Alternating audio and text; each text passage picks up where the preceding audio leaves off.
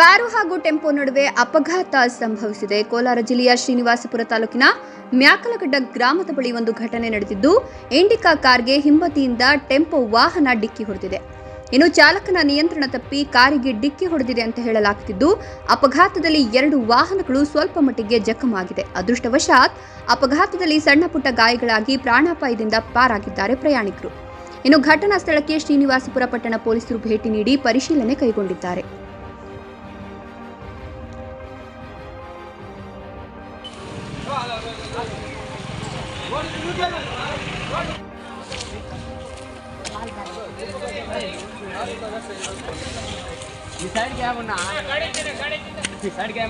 अंदर